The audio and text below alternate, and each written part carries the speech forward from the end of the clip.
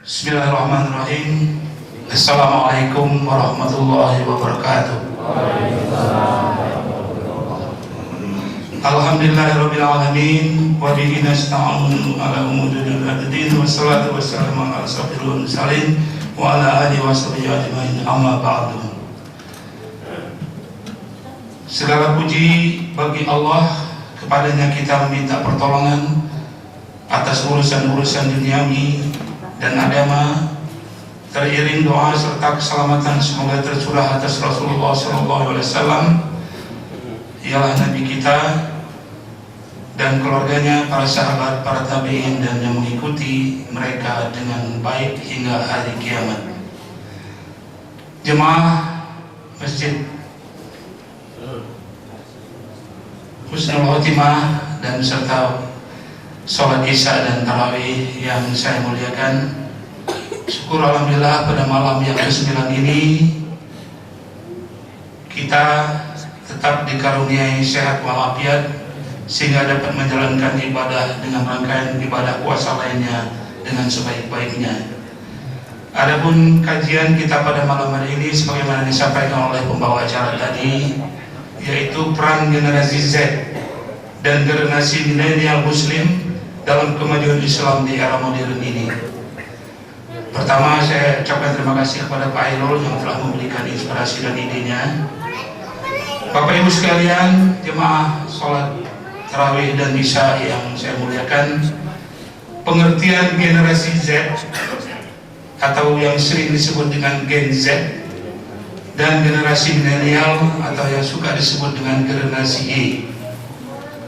Generasi Z atau disebut dengan generasi Z adalah istilah yang digunakan untuk menggambarkan individu yang lahir tahun 1997 hingga 2012. Generasi ini lahir tumbuh dan dalam era digital dengan teknologi internet dan media sosial sebagai bagian penting dari kehidupan mereka. Mereka merupakan generasi yang sangat terhubung, sering disebut dengan digital natives karena familiaritas mereka dengan teknologi sejak dini.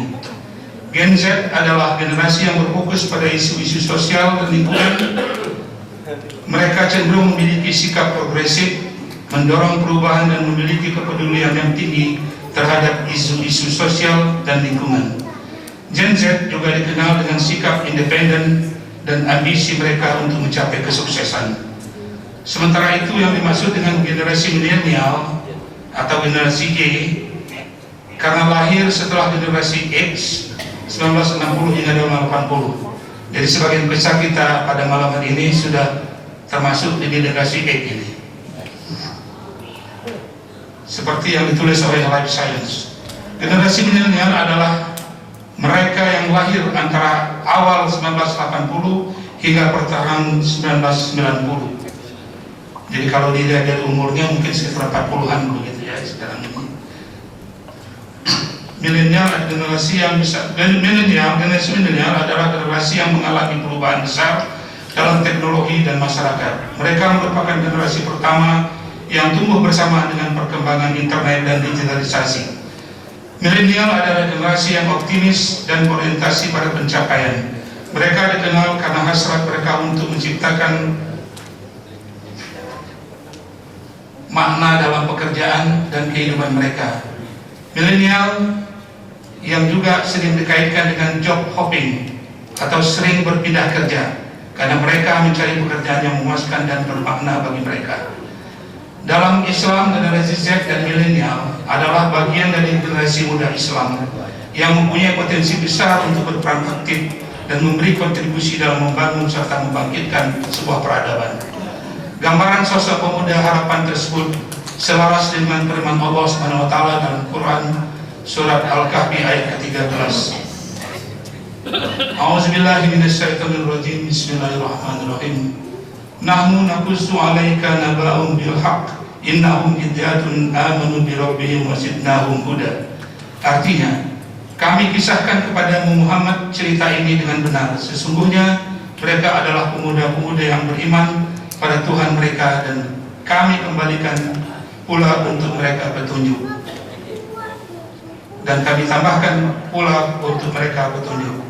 Generasi muda Islam yang memiliki potensi iman, keikhlasan, girah dan amal soleh seperti itu, terutama pemuda Islam, harus berpupuk dan tumbuh kembangkan melalui proses pendidikan atau tarbiyah yang benar, pembinaan jiwa dan akhlak, sehingga mereka bisa menjadi generasi muda yang tangguh dan handal dalam menghadapi tantangan zaman.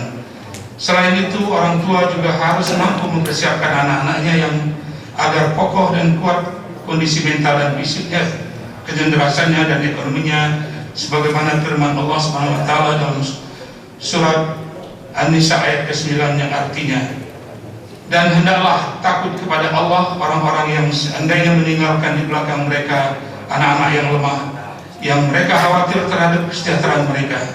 Oleh sebab itu, hendaklah mereka bertakwa kepada Allah dan hendaklah mereka mengucapkan perkataan yang benar. Jemaah sholat tarawih dan sholat isya yang saya muliakan, karakteristik generasi Z dan generasi milenial. Generasi Z atau Gen Z dan milenial memiliki perbedaan yang signifikan, meskipun keduanya seringkali disamakan. Perbedaan utama antara kedua generasi ini terletak pada pengalaman teknologi yang mereka miliki. Generasi Z tumbuh dalam era teknologi yang canggih. Mereka terbiasa atau mahir dengan penggunaan internet, media sosial dan perangkat mobile sejak dini. Lebih mandiri, memiliki toleransi yang tinggi dan berambisi besar. Generasi Z dikenal sebagai generasi internet atau yang juga sering disebut e-game. Sebaliknya, milenial mengalami masa transisi dari teknologi tradisional ke teknologi digital. Selain itu, perbedaan lain terletak pada nilai-nilai perilaku sosial. Generasi Z cenderung lebih individualis dan mandiri dalam mengejar tujuan mereka, sementara milenial atau generasi milenial lebih kolaboratif dan cenderung mencari keseimbangan antara kehidupan pribadi dan profesional. Sebagai ilustrasi, ada cerita yang menarik tentang individualisme generasi Z dan milenial itu, yaitu dikisahkan oleh mantan Menteri Perhubungan Ignatius Jonan, sebagaimana yang pernah diceritakan oleh Pak Irjen, bahwa Jonan pernah bertanya kepada anaknya yang sudah lama menikah tapi belum diberi keturunan. Ketika dia bertanya, kapan mau dapat anak? Atau kapan kamu punya anak? Lalu putrinya malah menjawab, kan kamu bukan suami saya. Kisah lainnya, seorang dokter yang mendoakan anaknya ketika sedang umroh berkata, kamu saya doakan di Makkah supaya cepat diberi anak. Anaknya malah menjawab, kenapa gak bilang dulu kalau mau doakan saya? Para jemaah sekalian bisa membayangkan betapa perilaku anak zaman now ini. Dalam hal pendidikan, Gen Z cenderung lebih terbiasa dengan pembelajaran mandiri dan teknologi, sementara milenial lebih menghargai pendidikan formal dan konservatif. Meski demikian, keduanya memiliki kesamaan dalam menghargai keragaman dan keadilan sosial. Pemahaman tentang perbedaan ini kita dapat memahami dan mendukung perkembangan dua generasi ini. Ada beberapa karakteristik Gen Z dari beberapa referensi yang kami kumpulkan, dan ini saya hanya bacakan poin-poinnya saja karena ini terlalu panjang untuk dijelaskan, kita tidak punya waktu. Kalau yang ingin nanti menginginkan makalah ini bisa nanti diminta kepada pengurus masjid.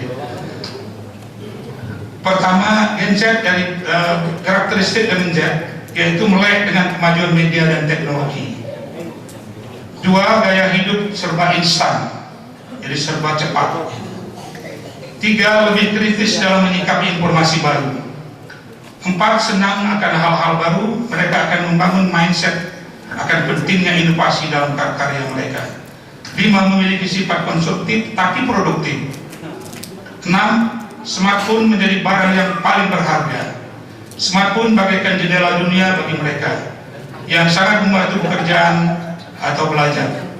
Tanpa gadget, mereka merasa kehilangan seperti kehilangan teman yang setia. Boleh jadi juga mereka akan depresi kalau kehilangan smartphone. 7, bersifat individual, sibuk dan aktivitas masing-masing.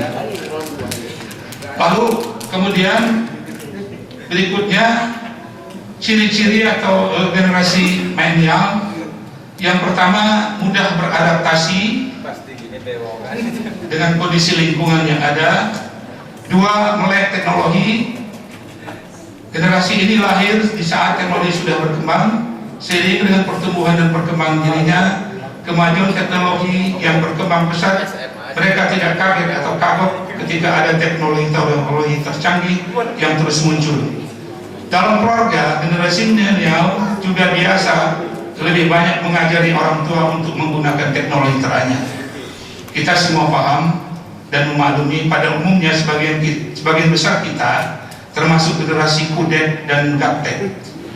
Kudet ini maksudnya kurang update, gaptek gagap teknologi. Ini biasanya golongan generasi X ini ya kita semua termasuk saya. Sehingga kita mengandalkan bantuan anak dan cucu. Biasa kita minta bantuan cucu. Jangankan yang begitu, untuk menghidupkan TV saja cerita Pak Hairul harus menanya cucu dulu bagaimana memutarnya gitu. Tiga ciri-ciri milenial ya adalah achievement oriented. Menurut The Balance Career, generasi milenial adalah orientasi pada pencapaian. Jadi semua yang dikerjakan ingin mencapai hasil yang maksimal. Keempat, butuh perhatian. Generasi ini cenderung membutuhkan perhatian orang-orang di sekitarnya. Perhatian ini bisa berupa pujian, pertanyaan, atau ajakan untuk berdiskusi. Generasi milenial sangat senang jika konten yang mereka post mendapat banyak like dan komen. Kelima, me generation. Generasi milenial bangga menampilkan banyak foto dirinya sendiri bersama mungkin hewan peliharaannya dibandingkan memajang foto pernikahan, sekolah, atau lainnya. Generasi ini memiliki kepercayaan diri yang tinggi sehingga senang melakukan berbagai hal sendiri. Di sisi lain, seperti dilansir dari Life Science, generasi milenial tidak begitu tertarik pada urusan negara dan politik seperti generasi sebelumnya. Yang keenam, berpikiran terbuka, jadi bisa menerima pendapat atau opini dari pihak lain. Yang ketujuh, mudah bosan. Generasi milenial ini mudah bosan. Kebiasaan generasi ini sering mencoba hal baru, membawa mereka menjadi generasi yang mudah bosan. Mereka dengan senang hati membuka diri pada hal-hal baru dan mudah bosan. Jamaah sholat Isya dan Tarawih yang saya muliakan, sekarang kita masuk kepada peran dakwah terhadap generasi Z dan milenial untuk kemajuan Islam. Pemahaman Islam yang baik sangat penting bagi generasi ini karena dapat memberikan landasan moral dan nilai-nilai yang kuat dalam hidup mereka. Pemahaman agama yang membantu mengatasi masalah dan permasalahan dalam kehidupan sehari-hari, mendorong mereka berperilaku positif dan berkontribusi positif bagi masyarakat serta menumbuhkan jiwa kemandirian dan tanggung jawab yang tinggi. Hal ini tertuang dalam surat Yunus ayat 3 yang artinya, sesungguhnya Tuhan kamu dialah Allah yang menciptakan langit dan bumi dalam 6 masa. Kemudian dia bersemayam di atas ars untuk mengatur segala urusan. Tidak ada yang dapat memberi syafaat kecuali setelah ada izinnya. Itulah Allah Tuhanmu, maka sembahlah Dia. Apakah kamu tidak mengambil pelajaran? Selain itu juga tercantum dalam surat Thaha ayat 123 yang artinya, jika datang kepadamu petunjuk dariku, maka ketahuilah barang siapa mengikuti petunjukku, dia tidak akan sesat dan tidak akan celaka. Ayat-ayat ini memberikan arahan untuk memahami agama Islam dengan benar dan berpegang pada petunjuk Allah. Generasi ini harus memahami bahwa belajar dan memahami agama adalah suatu kewajiban setiap muslim, dan mereka berusaha untuk menjadi orang yang bertakwa kepada Allah. Sebagaimana sabda Rasulullah SAW, "Talabul ilmi firadatun ala kulli muslim." Artinya menuntut ilmu itu wajib bagi setiap muslim. Hadis riwayat Ibnu Majah nomor 224. Generasi Z memiliki karakteristik yang unik sehingga terdapat 5 tantangan yang dihadapi dalam menyampaikan dakwah atau informasi kepada mereka. Pertama, generasi Z memiliki banyak pilihan dan sumber informasi. 2, kemampuan yang terbatas untuk memfilter informasi. Ketiga, generasi Z memiliki preferensi untuk informasi yang dapat diterima melalui media visual seperti video dan gambar, sehingga informasi yang melalui teks mungkin tidak detek. 4. Kemampuan terbatas generasi Z untuk berkonsentrasi. Yang kelima, generasi Z mungkin memiliki tingkat kecurigaan terhadap sumber informasi tradisional seperti media cetak dan berita televisi, membuat mereka sulit untuk memastikan keabsahan informasi. Untuk mengatasi tantangan ini, penyampaian dakwah informasi harus disesuaikan dengan kebutuhan dan preferensi generasi Z dan milenial, seperti informasi secara visual, memastikan keabsahan sumber informasi, dan membuat informasi menarik serta mudah dipahami, khususnya dalam pemahaman agama Islam. Selain itu, dalam menyampaikan dakwah pada generasi Z dan milenial adalah menggunakan metode komunikasi yang sesuai dengan kebutuhan dan gaya hidup mereka. Hal ini dapat dilakukan dengan menyediakan informasi dan pengetahuan agama Islam secara menyenangkan dan interaktif. Kemudian juga dituntut untuk dapat aktual, faktual, dan kontekstual. Saat ini penyebaran informasi ataupun proses dakwah tidak hanya disampaikan secara langsung, namun juga bisa menggunakan jejaring sosial seperti media YouTube, Instagram, TikTok, Facebook, dan lain-lainnya. Dengan pendekatan ini, Islam dapat semakin diterima oleh generasi muda dan tetap relevan di tengah perkembangan zaman. Oleh karena itu, secara khusus dapat dikemukakan 6 strategi dakwah. Ini dalam rangka memberikan pemahaman dan mengajak para generasi Z dan milenial. Saya singkat saja. Pertama, menggunakan teknologi dan media sosial sebagai alat dakwah. 2. Menyediakan ruang untuk diskusi dan dialog yang berkaitan dengan ajaran Islam. 3. Menyediakan pendidikan program-program yang mengarahkan generasi Z untuk mengenal dan memahami ajaran Islam secara lebih dalam. 4. Memfasilitasi komunitas dan kegiatan yang berkaitan dengan ajaran Islam. 5. Memberikan contoh dan inspirasi positif dalam hidup sehari-hari sesuai dengan ajaran Islam. Dan 6. Menumbuhkan minat dan hobi produktif yang sesuai dengan ajaran Islam dan membantu jati diri yang kuat dan positif. Berdasarkan posisi generasi Z dan milenial dalam masyarakat, tantangan yang dihadapi dalam menyampaikan dakwah serta strategi melakukan dakwah, maka paling tidak ada 4 metode atau 4 cara yang ditempuh untuk menerapkan dakwah dalam pendidikan karakter perspektif Islam bagi generasi Z dan milenial sebagai berikut. Pertama, dakwah atau informasi dengan keteladanan. Menjelaskan tentang keteladanan bahwasanya setiap pribadi yang ada di bumi pasti memberikan pengaruh atau contoh bagi pribadi yang lainnya. Dengan karakteristik generasi Z yang mudah mencontoh sesuatu dari pusat dan teknologi, maka menurut perspektif Islam, hendaklah lingkungan terdekat yang memberikan sikap keteladanan atau bil hikmah, seperti yang dicontohkan Rasulullah SAW dalam menyampaikan risalah kepada umatnya dari generasi ke generasi, seperti yang terkandung dalam firman Allah SWT surat Al-Ahzab ayat 21 disebutkan, Bismillahirrahmanirrahim. Laqad kana lakum fi Rasulillahi uswatun hasanatun liman kana yarju wal yaumil akhir wa dzakarallaha katsiran. Artinya, sungguh pada diri Rasulullah benar-benar ada suri teladan yang baik bagimu, yaitu baik yang berharap rahmat Allah dan kedatangan hari kiamat, serta yang banyak mengingat Allah Subhanahu wa taala. 2. Dakwah dengan nasihat atau informasi dengan nasihat.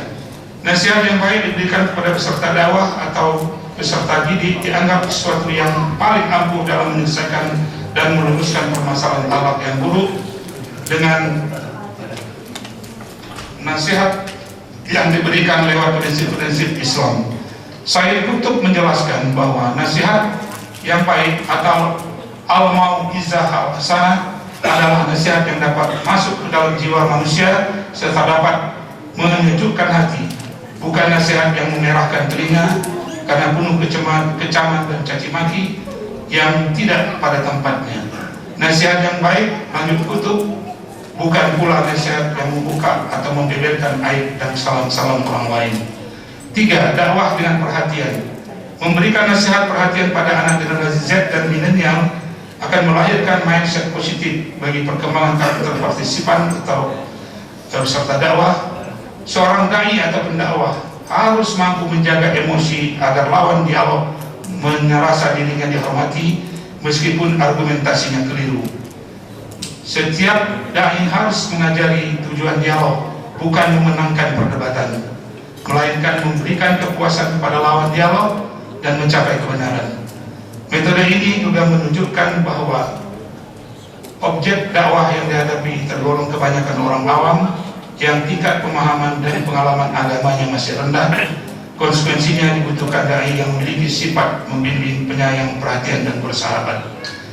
Yang terakhir, yang keempat, metode dengan kebiasaan dan meluruskan argumentasi. Meluruskan argumentasi yang kurang tepat haruslah dengan cara yang lemah lembut dan sesuai porsi pada diri peserta dakwah, dan melakukan pola pendidikan yang diulang-ulang menjadi suatu habit atau kebiasaan, dan ini akan lebih mudah membentuk kepribadian muslim dan mencintai mengharapkan ridha Allah Subhanahu wa taala. Seorang dai atau pendakwah harus mampu menjaga emosi agar lawan dialog merasa dirinya dihormati meskipun argumentasinya keliru dengan cara dialog yang baik. Wa jadilhum billati hiya ahsan. Adapun materi yang diharapkan pada dakwah mencakup pendidikan akhlak, fisik, intelektual, mental, dan sosial serta pendidikan seks yang menjadikan satu kesatuan yang saling berkaitan dan terintegrasi dalam mewujudkan pendidikan yang sempurna pada generasi Z dan milenial. Jemaah sholat tarawih dan isya yang saya muliakan, kita sampai kepada kesimpulan dan saran. Strategi yang tepat dalam menyampaikan dakwah pada generasi Z dan milenial adalah menggunakan bahasa dan metode komunikasi yang sesuai dengan kebutuhan dan gaya hidup mereka. Hal ini dapat dilakukan dengan menyediakan informasi dan pengetahuan agama Islam secara menyenangkan dan interaktif. Selain itu harus ada dukungan dan pemahaman dari masyarakat dan lembaga-lembaga agama untuk memfasilitasi proses dakwah. Oleh karena itu, sebagai saran dalam kata penutup yang tepat adalah mari bekerja sama dan berpegang teguh pada prinsip-prinsip dakwah yang baik dan menyampaikan Islam dengan tepat dan efektif bagi generasi Z dan generasi milenial muslim. Demikian materi kajian ini, kurang lebih mohon maaf. Hadanallahu wa iyyakum ajma'in. Assalamualaikum warahmatullahi wabarakatuh.